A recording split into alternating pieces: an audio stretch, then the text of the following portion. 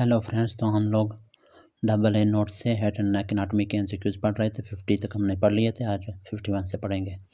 In determining age of individual with the help of mandible features suggest old age are mental foramen lies near upper border of body of mandible. तो इससे हमें जो है as का पता चलता है। सब occipital nerve supply which of the following muscle.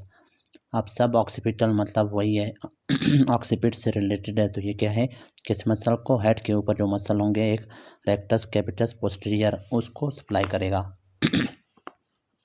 Aspiration of vomiting by lady during seizure it can be prevented by closure of false vocal cord. False vocal cord जब क्लोज होंगे तो फिर क्या है, वोमिटिंग की एस्पायरेशन नहीं होगी, वो ट्रेकिया में नहीं जाएगी vomiting. Which of the following structure provide maximum stability to the TM joint and keeps the condyle of the mandible in the fossa? तो ये हमारे पास TM लिगामेंट है, टेम्पोमैंडिबुलर लिगामेंट क्या करेगा, TM जॉइंट को फोसा के अंदर रखेगा। Patient of the thyroidectomy developed hoarseness of voice है। हॉर्सनेस ऑफ वॉइस आपको पता है कौन से नर्व के डैमेज से होता है, रिकरेंट लैरिंजियल नर्व के। अब क्या कह रहा है कि examination reveals tense vocal cords which are the following is most likely damaged. अब ये मसल का पूछ रहा है ना कि वोकल कार्ड्स टेंस हैं। टेंस का मतलब वो मसल जो कि लूज कर रहे थे वोकल कार्ड्स को, वो डैमेज हुए हैं, जिसकी वजह से टेंस करने वाले मसल ओवर डोमिनेट हैं, इस वजह से वोकल कार्ड टेंस हैं। तो कौन लूज कर रहा था, वोकालिस्ट। ठीक है, वोकालिस्ट का फंक्शन लूज करना था वोकल कार्ड्स को तो वो डैमेज हुआ है। अब उसकी वजह से क्या है, टेंशन वाले जो मसल्स हैं, टेंस करने वाले, वो ज़्यादा ओवर डोमिनेट कर रहे हैं। ठीक है, तो वोकालिस डैमेज हुआ है। Sound is best perceived at which area, cochlear nucleus में। Function of nose at alveolar level, alveolar level के ऊपर ह्यूमिडिफिकेशन एंड एयर कंडीशनिंग, ये जो है नोज का फंक्शन है। ह्यूमिडिफाई करता है एयर को, ठीक है, उसको मॉइस्चराइज करता है। Patient with anterior 2/3 carcinoma, what is the lymphatic drainage. तो सब मैंडिबुलर के पास, एंटीरियर 2/3 से सब मैंडिबुलर के पास हैं जाते हैं लिम्फेटिक ड्रेनेज, और पोस्टीरियर 1/3 ऑफ टंग से लिम्फेटिक ड्रेनेज ओमोहयाट के पास जाता है। ठीक है, आप देखें, पोस्टीरियर 1/3 से जगुलो ओमोहयाट के पास जा रहा है, एंटीरियर 2/3 से सब मैंडिबुलर है, और टिप ऑफ टंग से सबमेंटल। ये आपने याद रखना है, MCQ आते हैं। A child previously having TB comes to you with the complaint of fever and cough along with noisy breathing and difficulty in swallowing, now diagnosed as retropharyngeal abscess है। Child को पहले TB था, अभी जो है fever और कफ और साथ में noisy breathing and difficulty in swallowing के साथ प्रेजेंट करता है, और डायग्नोज होता है रेट्रोफरेंजियल एब्सेस है। तो कौन सा स्ट्रक्चर को ये इन्वॉल्व करेगा, रेट्रोफरेंजियल एब्सेस? सबसे पहले प्री वर्टिब्रल फेशिया को। Posterior 1/3 of tongue is affected, carcinoma will spread to jugulo omohyaट। देखें, middle cranial fossa is form from, middle cranial fossa कौन बनाता है, लेसर विंग है, ग्रेटर विंग है, पेट्रस पार्ट है, ये ग्रेटर विंग ही होगा। ठीक है, ग्रेटर विंग ऑफ स्फिनाइड है। उसके बाद है बेल्स फिनोमिना जो होता है, उसमें अपवर्ड एंड आउटवर्ड हमारे पास आइज होते हैं, व्हेन क्लोजिंग आइज फोर्सफुली, इसको कहते हैं बेल्स फेनोमिना। ठीक है, जब आप आइज को फोर्सफुली क्लोज करते हैं तो वो अपवर्ड एंड आउटवर्ड मूव करते हैं, इसको कहते हैं Bell's phenomena. Man moving down in elevator linear vertical acceleration is detected by saccule. ठीक है, लीनियर वर्टिकल सर्कुलेशन हमारे पास, वर्टिकल एक्सेलरेशन वो कौन करवा रहा होता है, सैक्यूल करवाता है। ठीक है, अब देखें, लीनियर और हॉरिजॉन्टल अगर होगा तो यूट्रिकल करवाता है, और वर्टिकल है वो है सैक्यूल। ठीक है, जैसे एलिवेटर में। लेकिन अगर बस में पेशेंट या बस में बंदा जा रहा है, या गाड़ी में, किसी गाड़ी में जा रहा है, तो उस वक्त क्या है, यूट्रिकल फंक्शन करता है। और एंगुलर क्या करता है, ये कार्ट व्हील, जैसे आप semi circular canal, angular acceleration को सेमी सर्कुलर कैनाल का कंट्रोल करता है। जैसे आप क्या है, कार्ट व्हील वाली मोशन होती है, तो उसमें ये फंक्शन करता है। Mechanism of action of sternocleidomastoid muscle. Sternocleidomastoid क्या है, अपोजिट साइड पे हेड को रोटेट करता है।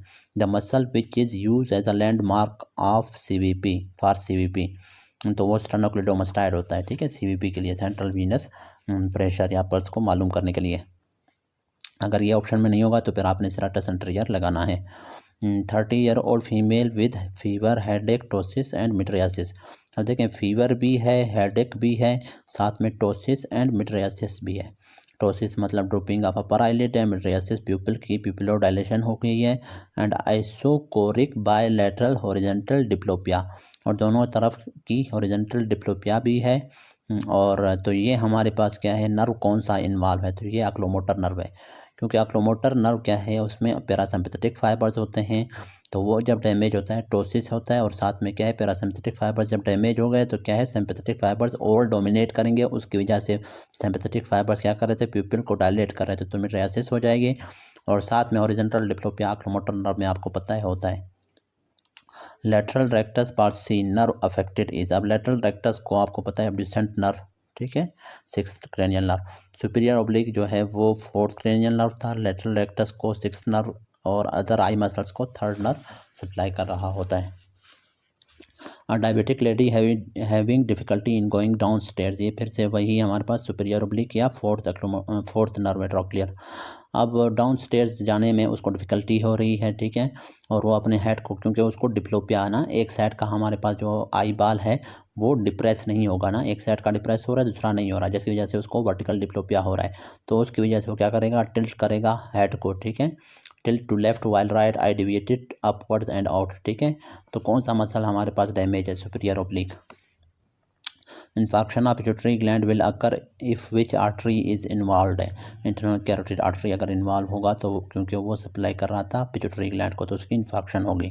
Person was having difficulty in identifying colours while making an assignment, अब कलर्स की आइडेंटिफिकेशन के लिए कौन से सेल हमारे आई बाल में होते थे, कौन, ठीक है। Doctor told that he has a problem in rods, sorry rods नहीं कॉन्स, कलर के लिए और ब्राइट लाइट के लिए कौन्स थे, और हमारे पास नाइट या डार्कनेस में हमारे पास rods. Biopsy of posterior triangle of neck which nerve will be injured, spinal accessory nerve, अच्छा ये एमसीक्यूज भी बार बार रिपीट हो रहा है। अब देखें पोस्टीरियर ट्राइंगल ऑफ नेक में आपको कहीं पे दिया होता है कि पोस्टीरियर ट्राइंगल ऑफ नेक का अब्सेस था, तो हमने उसको ऑपरेट किया, उसके बाद वो अपना कॉम्बिंग ऑफ हेयर नहीं कर पा रहा, तो उसमें भी आंसर यही स्पाइनल एक्सेसरी नर्व होता है, क्योंकि पोस्टीरियर ट्राइंगल ऑफ नेक में स्पाइनल एक्सेसरी नर्व प्रेजेंट होता है, तो उसके अगर कोई भी ऑपरेशन हो जाए तो वो हमारे पास स्पाइनल एक्सेसरी नर्व डैमेज होगा। अब कॉम्बिंग ऑफ हेयर के लिए दो मसल्स रिक्वायर थे, एक ट्रेपीजियस मसल था, एक सेराटस एंटीरियर था। अब वो दोनों मसल डैमेज हो सकते हैं, तो फिर उनमें से कोई भी मसल डैमेज हो तो कॉम्बिंग ऑफ हेयर पेशेंट नहीं कर सकता, लेकिन अगर उन्होंने दिया हो कि पोस्टीरियर ट्राइंगल ऑफ नेक का अब्सेस था और फिर हमने उसको ऑपरेट किया, उसके बाद पेशेंट कॉम्बिंग ऑफ हेयर नहीं कर सकता, तो फिर इसका मतलब स्पाइनल एक्सेसरी नर्व की या ट्रेपीजियस मसल की बात हो रही है, क्योंकि वहाँ पे स्पाइनल एक्सेसरी नर्व होता है। तो ये आपने याद रखना है। Artery palpated between trachea and sternohyoid, तो वो है common carotid artery. Most superficial structure in parotid, parotid में मोस्ट सुपरफिशियल स्ट्रक्चर कौन सा होता है, फेशियल नर्व होता है। Nerve damage between C5 and C6, तो ये C6 होगा। मैंने आपको बार बार बताया कि जो नर्व होता है वो हमेशा अपने क्रॉसबैंडिंग वर्टिब्री से नीचे ट्रेवल कर रहा होगा, तो C1 जो होगा, ठीक है, सर्वाइकल नर्व 1 जो होता है वो फर्स्ट वर्टिब्री के नीचे होगा, तो C5 के नीचे फिर हमारे पास C5 के नीचे हमारे पास क्या होगा, सॉरी इस तरह नहीं है, जो नर्व होता है वो अपने वर्टिब्री के ऊपर से, ठीक है। अब जो C1 है ना, सर्वाइकल नर्व 1, वो फर्स्ट सर्वाइकल वर्टिब्री के ऊपर से पास हो रहा है, तो C5 जो होगा, ठीक है, फिफ्थ सर्वाइकल नर्व जो है वो फिफ्थ सर्वाइकल वर्टिब्री से ऊपर से पास हो रहा होगा। अब C5 और C6 के दरमियान, मतलब C6 से अबाउ कौन सा होगा, C6 वाला नर्व होगा, ठीक है। C6 ये वर्टिब्री है जिसके ऊपर सिक्स्थ सर्वाइकल नर्व होगा, तो इस तरह से होता है। अच्छा, hoarseness of voice due to damage of recurrent laryngeal nerve, ये भी रिपीट हो रहा है। अच्छा, इसमें एक बात याद रखें, ये मैं सर्वाइकल की बात कर रहा हूँ, सर्वाइकल नर्व्स की, ठीक है। जब आप थोरेसिक और लंबर की तरफ जाएंगे तो उनमें क्या है, जो क्रॉसबैंडिंग वर्टिब्री होगी उससे नीचे है, अगर T1 मतलब थोरेसिक वर्टिब्री 1 की बात करें ना, तो उसके नीचे से हमारे पास थोरेसिक नर्व 1 पास हो रहा होगा, ठीक है। लेकिन सर्वाइकल जो नर्व्स होते हैं वो अपोजिट होते हैं, ठीक है, इस तरह से होता है ना। फॉर एग्जांपल ये सर्वाइकल वर्टिब्री, फॉर एग्जांपल ये वर्टिब्री, ये सर्वाइकल, ये C1 है, ठीक है, मतलब फर्स्ट सर्वाइकल वर्टिब्री है, उसके ऊपर से फर्स्ट सर्वाइकल नर्व पास होगा, ये C1 नर्व है। फिर ये C2 है, इसके ऊपर से हमारे पास ये मतलब सेकंड वर्टिब्री है, सर्वाइकल वर्टिब्री है, उसके ऊपर से सर्वाइकल नर्व 2 पास हो रहा होगा, ठीक है। तो C5 ये फॉर एग्जांपल C5 है और ये C6 है, तो C5 के ऊपर से हमारे पास सर्वाइकल नर्व 5 पास हो रहा होगा और C6 के ऊपर से सर्वाइकल नर्व 6 पास हो रहा होगा, मतलब C5 और C6 के दरमियान कौन सा हुआ, C6 हो गया, मतलब सर्वाइकल नर्व 6 हो गया। लेकिन जब थोरेसिक और लंबर की बात करेंगे उसमें फॉर एग्जांपल ये T2 है, ठीक है, सेकंड थोरेसिक वर्टिब्री है, उसके नीचे से हमारे पास सेकंड थोरेसिक नर्व पास हो रहा होगा, ठीक है। थोरेसिक में अपोजिट होता है और लंबर में भी इसी तरह है। अच्छा, hoarseness of voice due to damage of recurrent laryngeal nerve. फिर है which muscle that open mouth है, वो है लेटरल टेरागाइड, और यही मसल फिर क्या करता है, प्रोट्रूड भी करता है मैंडिबल को, यार्निंग में भी यही हेल्प कर रहा होता है, ठीक है। कमेंसमेंट ऑफ ट्रेकिया कहाँ पे होता है, C6 पे होता है, वहाँ पे है। Posterior lateral relation to thyroid, thyroid के पोस्टीरियर और लेटरल पे क्या होता है, कैरोटिड शीथ होता है। एंटीरियर लेटरल उसके स्टर्नोहाइड, अच्छा ये सारे आप याद नहीं रख सकते, लेकिन ये आप याद रखें, ठीक है। पोस्टीरियर लेटरल रिलेशन क्या होता है, कैरोटिड शीथ, और पोस्टीरियरली क्या होता है, पैराथायराइड, ये तो आपको पता है। लेटरल रेक्टस की नर्व सप्लाई C6 है, ठीक है, एब्ड्यूसेंट नर्व है, और सुपीरियर ओब्लिक की क्रेनियल नर्व 4 है। ये भी बार बार रिपीट हो रही है, मैंने कई बार आपको समझाए हैं, ठीक है। Posterior relation of thyroid parathyroid gland है, ठीक है, तो ये आपने याद रखना है, पोस्टीरियर रिलेशन और पोस्टीरियर लेटरल, ये तो इम्पॉर्टेंट है।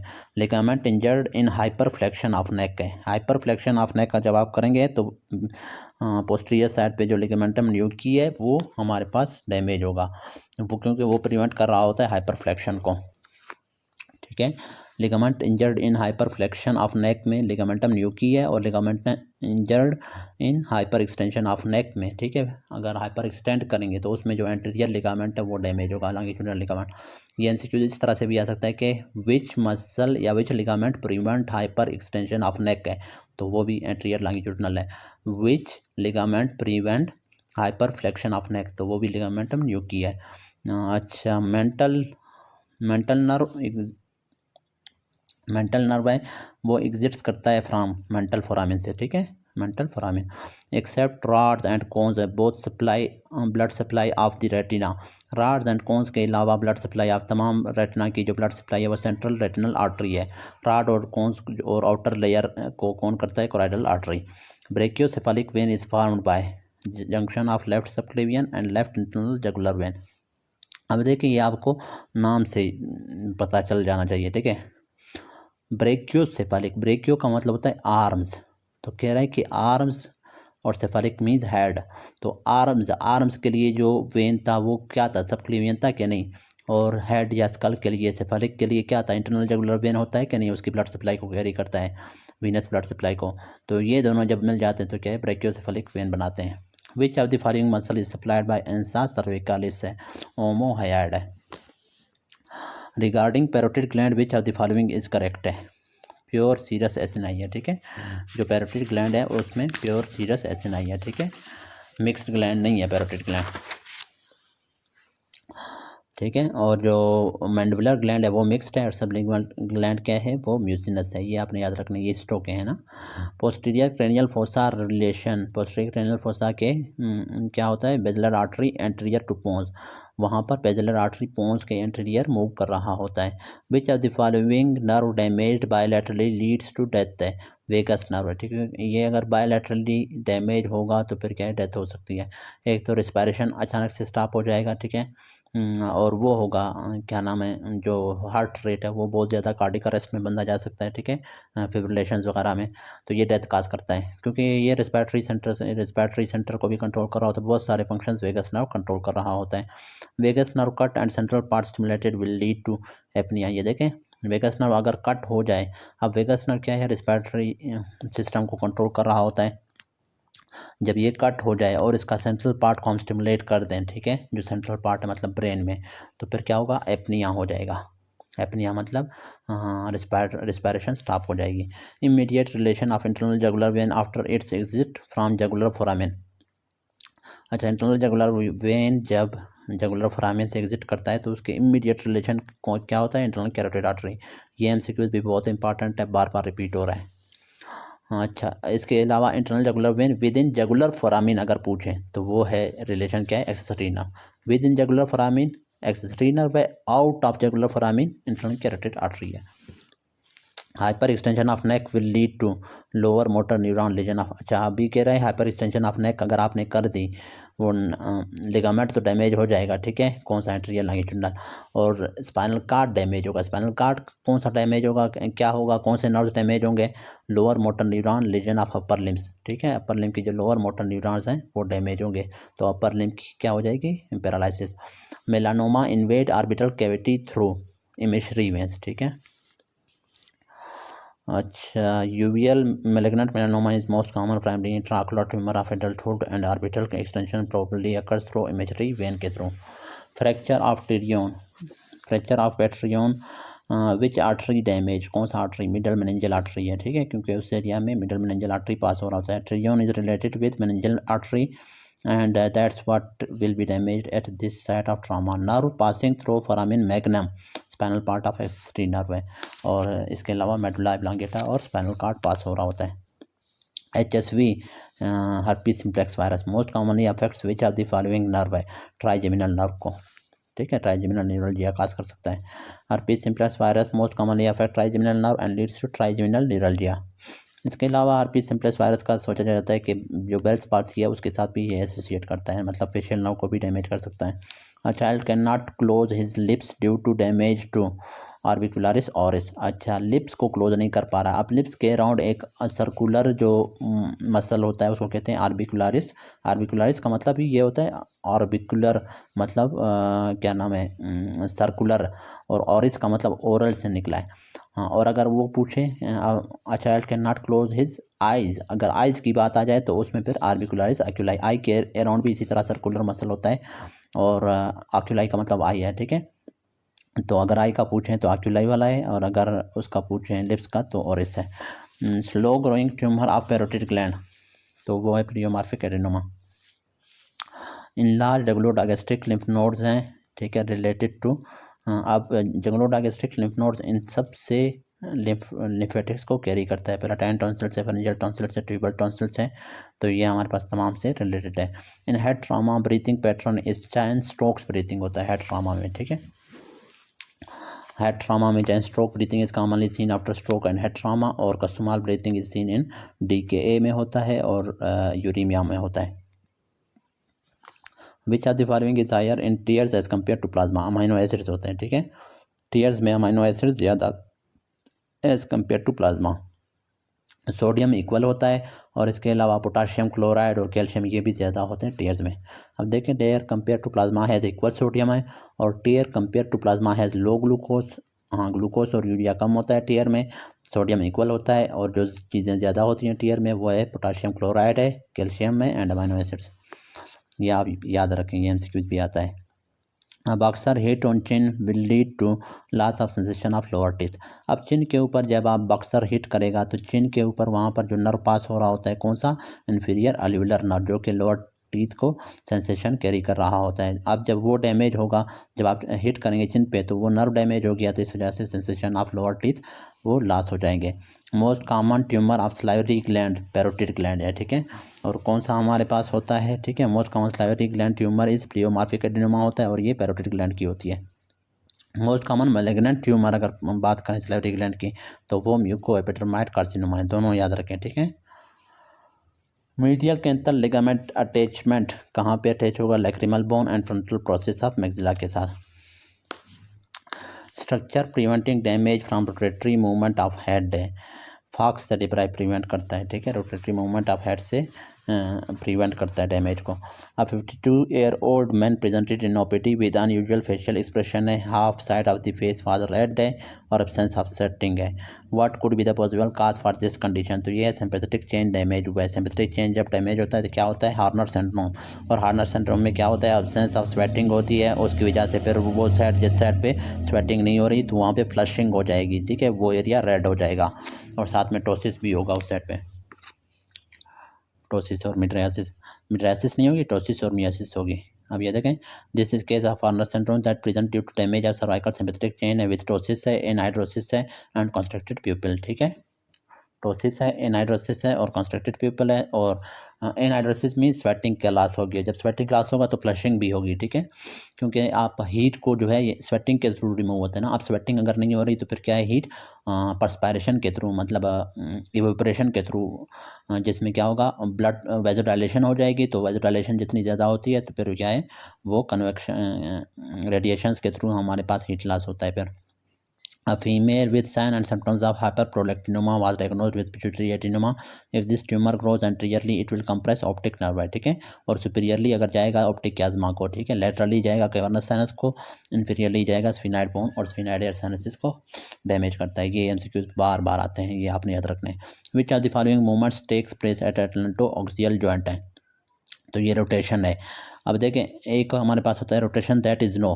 अब नो रोटेशन, जब आप किसी को हेड से इशारा करते हैं, ठीक है, नो वाला, तो उसमें आप क्या है, राइट और लेफ़्ट की तरफ देखते हैं ना, तो ये रोटेशन है। तो ये रोटेशन जो हेड की हो रही है ना, जो नो के लिए आप रोटेशन करते हैं, राइट और लेफ़्ट हेड को हिलाते हैं, तो ये किस जॉइंट पे हो रहा है, एटलेंटो ऑक्सियल जॉइंट के ऊपर।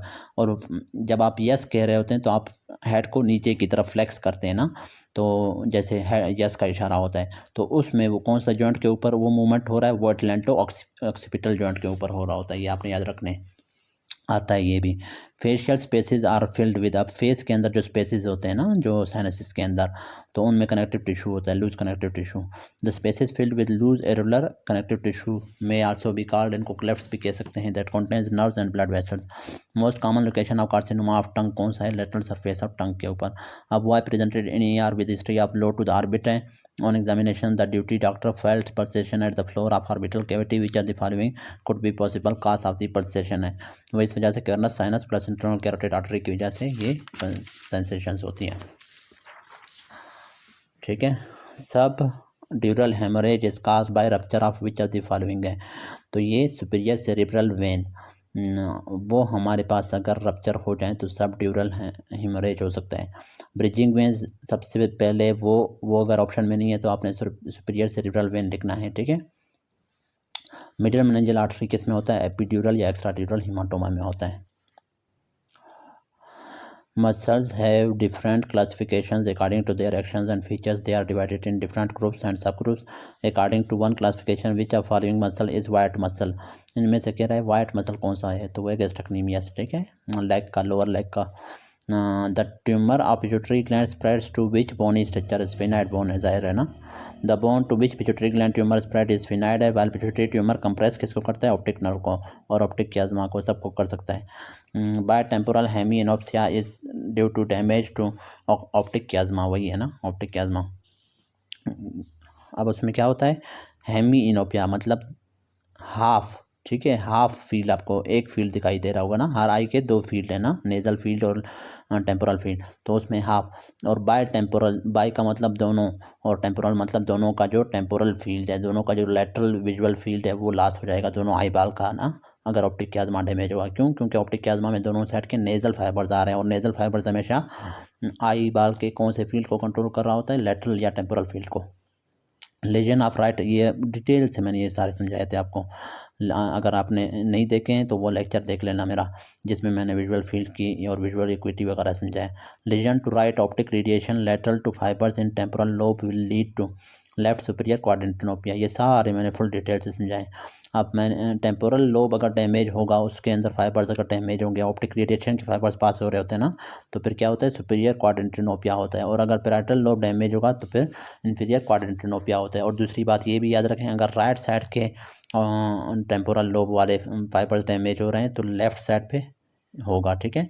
Legion of right temporal optic fibre leads to left superior quadrantanopia, और सेम इसी तरह राइट पैराइटल ऑप्टिक फाइबर्स में लेफ्ट और साथ में inferior quadrantanopia. Which of the following muscle produce yawning and increase cardiac output, की यही है, ठीक है। यानी में क्या होता है, ओपन कर रहा होता है माउथ को, ठीक है, तो लेटरल टेरकाइड मसल, ठीक है। The outer most layer of retina consist of pigmented epithelial cells होते हैं ना, उसके बाद फिर राड एंड कोन्स होते हैं। आउटर मोस्ट लेयर में हमारे पास पिगमेंटेड एपिथेलियम होते हैं, उसके बाद फिर फोटो रिसेप्टर्स होते हैं, जिसमें फोटो रिसेप्टर लेयर होता है, जिसमें राड्स एंड कोन्स होते हैं। Damage to glossopharyngeal nerve leads to loss of which of the following taste sensation है, बीटर, ग्लोसोफेरेंजियल क्या है, पोस्टीरियर 1/3 से कैरी कर रहा है सेंसेशन को, और वहाँ पर बीटर सेंसेशन होते हैं, बीटर सेंसेशन होते हैं, ठीक है। Which are the following structure lies deep to carotid sheath, sympathetic trunk होता है। Mesenteric fascia develops perifascial layer of deep cervical fascia से, ये रट्टे वाली चीज़ है, ये आप रट लेना ये वाले भी। और S2 S4 at the level of किस लेवल पे होते हैं, S2 to S4 मतलब ये नर्व्स की बात कर रहे हैं, ये नीचे इसने फिर दिए हुए हैं वर्टिब्रीज, ठीक है। तो L1 L2 के लेवल पे हमारे पास S2 to S4 होते हैं। Middle meningeal artery is a branch of maxillary artery की, M से मिडल मेनिंजियल है, M से मैक्सिलरी आर्टरी, इस तरह याद रखें। Biopsy in neck region followed by air lobe numbness है, विच नर्व इज अफेक्टेड, तो ये ग्रेटर आरिकुलर नर्व है, ठीक है। एयर लोब की नमनेस, एयर लोब से सेंसेशन को ग्रेटर आरिकुलर नर्व कैरी कर रहा होता है, ठीक है। During leprosy there is hanging of ear lobe, why, greater auricular nerve है, ये एमसीक्यू भी आ सकता है। Ear lobe is supplied by which nerve, greater auricular nerve है। Ear lobe numbness greater auricular nerve है। Which of the following muscle protrude the mandible, वही lateral टेरिगाइड है, ये ओपन भी करता है माउथ को, ओपन जा को भी करता है, प्रोट्रूड भी करता है मैंडिबल को, यानिंग भी यही करवा रहा होता है। Maxillary artery supplies which of the following aortic arch, maxillary artery को हम कहते हैं artery of first aortic arch है, ठीक है। अब देखें, maxillary artery is the branch of first arch है, मैंडिबुलर आर्च, ठीक है, first arch. The vertebral end of second develops into the ascending pharyngeal artery and its tarsal end gives rise to stapedial artery. The third arch gives rise to proximal end of internal carotid artery. Fourth arch forms the right subclavian artery. Fourth जो है right subclavian बना रहा है, third जो है end of internal carotid artery बना रहा है, और फिफ्थ आर्च ख़त्म हो जाता है, और सिक्स्थ आर्च परसिस्ट करता है as proximal portion of right pulmonary artery. तो ये आपने एक बार याद रखने हैं, एक बार ये पढ़ लेने हैं, ठीक है, याद हो सकते हैं तो सबसे बेहतर ये याद कर लें। Which are the following nerve supply skin और the parotid region, parotid region के ऊपर एयर लोब को, उन सबको सेंसेशन कौन कैरी करता है, greater auricular nerve. Greater auricular nerve supply करता है फेशिया को superficial and deep to the parotid gland and transmits the pain caused by stretching of facial envelope when acute enlargement of gland occurs in mumps. Which of the following is the muscle of mastication and attached to mid of the mandible, तो ये masseter है। Masseter muscle provides powerful elevation and protrusion of the mandible by originating from zygomatic arch and inserting along the angle and lateral surface of the mandible. Pneumatic bones mainly found in pneumatic का मतलब होता है air, ठीक है, वो bones जिनमें air होता है। तो ये जो फेस के बोन होते हैं ना, फेशियल बोन्स जिनमें साइनसेस होते हैं, साइनसेस में क्या होता है, एयर होता है ना, मैक्सिलरी साइनस, फ्रंटल साइनस। तो फेस के जो बोन्स हैं वो न्यूमेटिक बोन्स हैं, ठीक है, क्योंकि उसमें साइनसेस होते हैं, एयर होता है। Middle ear medial and posterior wall supplied by facial nerve, middle ear का जो मीडियल एंड पोस्टीरियर वाल है उसको फेशियल नर्व सप्लाई करता है। A man with high BP and decrease heart rate, अब ये है कुशिंग रिफ्लेक्स, ठीक है, हाई बीपी और डिक्रीज हार्ट रेट हो तो इसको कुशिंग रिफ्लेक्स कहते हैं। इसकी काज क्या है, decrease intracranial raised intracranial pressure, जब इंट्राक्रेनियल प्रेशर रेज होता है तो बीपी भी हाई हो जाता है, पल्स प्रेशर भी हाई हो जाता है और हार्ट रेट डिक्रीज होता है। Because the skull is rigid after infancy, intracranial masses or swelling में increase intracranial pressure, when intracranial pressure is increase है sufficiently regardless of the cause of Cushing reflex and other autonomic abnormalities can occur है। Cushing reflex include systolic hypertension होता है, pulse pressure भी increase होता है और intracranial pressure भी increase है और साथ में ब्रेडिकार्डिया है। Test sensation from posterior 1/3 of the tongue is carried by glossopharyngeal. Which of the following is related to anterior surface of sternocleidomastoid muscle, तो एक्सटर्नल जुगुलर वेन है। मैंडिबुलर ब्रिज आई थिंक यही angle of mandible को कहते हैं, ठीक है, mandibular bridge angle of mandible को कहते हैं। Sensory supply of temporal and parietal area of scalp पे आरिकुलो टेम्पोरल नर्व होता है। स्टेनोक्लेडोमास्टाइड muscle is supplied by which of the following nerve, accessory nerve. अब एक्सेसरी नर्व स्टेनोक्लेडोमास्टाइड को भी सप्लाई कर रहा है, ट्रेपीजियस को भी, दोनों को। Prevention of excessive medial and lateral movements of TM joint, कौन प्रिवेंट करता है, collateral ligaments. Carcinoma of tongue most commonly occur at lateral of border of anterior 2/3 है, या lateral surface of the tongue, यहाँ से कुछ बार आ रहा है। And persetting eye involve internal carotid artery and क्यूरस साइनस के दरमियान अगर फिस्टुला होगा तो आई की परसेशंस होंगे। Patient with right carotid endarterectomy है, present with dizziness and vigorous right arm movements हैं, and diagnosed as emboli in subclavian, which artery is involve है। तो ये वर्टिब्रल आर्टरी है। सब क्लेवियन आर्टरी आगे जाके वर्टिब्रल आर्टरी बनाते हैं ना। विच of the following of the nerve is at risk of damage with superior thyroid artery है। सुपीरियर थायराइड आर्टरी के साथ कौन सा नर्व डैमेज हो सकता है? एक्सटर्नल लेरिंजियल नर्व, ये आप याद रखें। अपर लोब में एक्सटर्नल लेरिंजियल नर्व होता है, लोअर लोब में रिकरेंट लेरिंजियल नर्व होता है। Superior thyroid artery is related to external laryngeal nerve और inferior thyroid artery related to recurrent laryngeal nerve. Superior laryngeal artery related to internal laryngeal nerve. Most common nerve injured during thyroidectomy, external laryngeal. Most common nerve injured during tracheostomy, recurrent laryngeal nerve. ये सारे आपने याद रखने, ये सारे बहुत important हैं, इनमें से एक ना एक एमसीक्यू लाजमी आता है। Nerve supply to the skin below the orbit of the eyes and above the mouth, तो ये मैक्सिलरी है। मैक्सिलरी नर्व है ना, बिलो दी मतलब लोअर आईलिड के नीचे से लेकर अपर आईलिड तक ये मैक्सिलरी नर्व होता है ना। और फिर क्या है, आई होगी, आई को इंक्लूड कर लें, और ऊपर फोर हेड है वो ऑप्थेल्मिक नर्व है, और फिर लोअर लिप से नीचे जो हमारे पास मैंडिबल वगैरह चिन वगैरह है तो उसको mandibular nerve. Which of the following structure do the cervical vertebrae lack, किस स्ट्रक्चर में सर्वाइकल वर्टिब्री लैक होता है? तो लेटरल हार्न नहीं होता सर्वाइकल वर्टिब्री में, बाकियों में होता है, ठीक है। तो जैसे लंबर वर्टिब्रीज में लेटरल हार्न होता है लेकिन सर्वाइकल वर्टिब्रीज में नहीं होता। Stab 1 to posterior triangle of the neck most likely cause damage to which muscle है? सेराटस पोस्टीरियर ट्रेपीजियस को, क्योंकि स्पाइनल एक्सेसरी नर्व होता है ना पोस्टीरियर ट्रायंगल में, तो वो ट्रेपीजियस को सप्लाई कर रहा होता है, और उसी की वजह से फिर क्या है, कॉम्बिंग ऑफ हेयर नहीं हो पाती। An injury to the foramen ovale in skull would result in paralysis of muscle of mastication है, क्योंकि फोरामिन ओवेल से क्या पास हो रहा है? मैंडिबुलर नर्व, वो मसल ऑफ मेस्टिकेशन को भी सप्लाई कर रहा होता है